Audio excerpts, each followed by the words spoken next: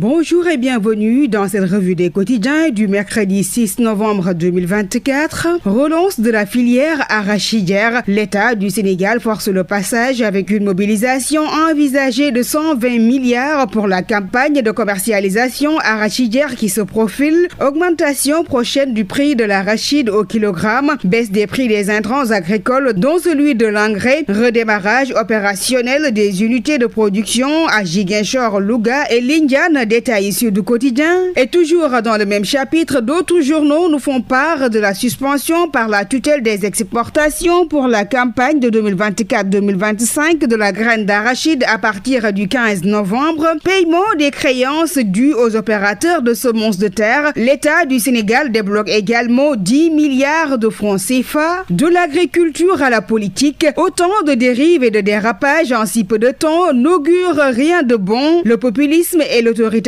mènent directement à la dictature. Dans son adresse aux Sénégalais, Macky au pied de la lettre. Macky sort de sa réserve et massacre le tandem Sonko-Diomaye. Gestion de l'État par les nouveaux gouvernements. Macky charge le régime actuel, relève Enquête Quotidien. Le Point Actu nous dit pour sa part que Macky engage la bataille. Nous constatons tous avec regret que ses acquis sont gravement menacés. L'économie est en berne. Aujourd'hui, chers compatriotes, le reniement, les contre-vérités et la manipulation tiennent lieu de mode de gouvernance. J'aurais pu ne pas réagir, mais ce serait fuir mes responsabilités, indique-t-il dans sa lettre. Situation actuelle du pays. Macky peint un tableau sombre, observe le quotidien Dakar Presse. Parlant toujours de Macky, défaite humiliante, enfarinage, huée, sonkorisation, poursuite judiciaire. Témoin quotidien écrit Macky Sall, la peur du retour, absence de la tête de liste nationale, faible mobilisation. Walfadjri quotidien barrasse à une, drôle de campagne de Taku Wallou. Continuons toujours cette revue des quotidiens avec un autre sujet. Contrat de partenariat public-privé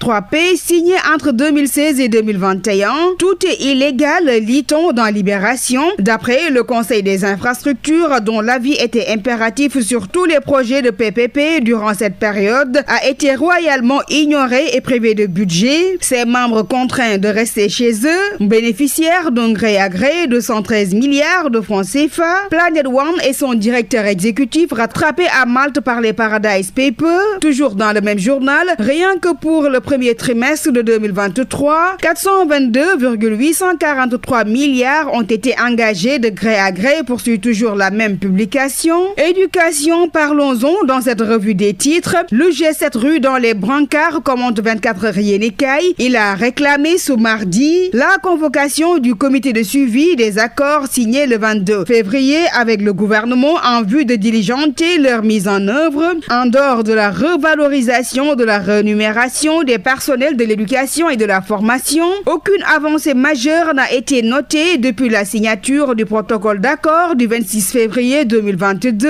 Ainsi, le G7 invite les nouvelles autorités à revoir à la baisse les investissements dans le secteur de l'éducation et de la formation, afin de transformer l'école sénégalaise en une école de qualité et de la réussite. Émigration irrégulière, Bassoul, dont les îles du Saloum, pleure la mort de 19 de ses fils, renseigne le public. Terminons cette revue en sport. L'équipe nationale du Sénégal, la liste des joueurs convoqués, connue jeudi, pas de conférence de presse. Le Dakarois Sport nous dit que la Fédération sénégalaise de football rompt avec la tradition. C'était tout pour la revue des titres. Merci de l'avoir suivi et très bonne lecture.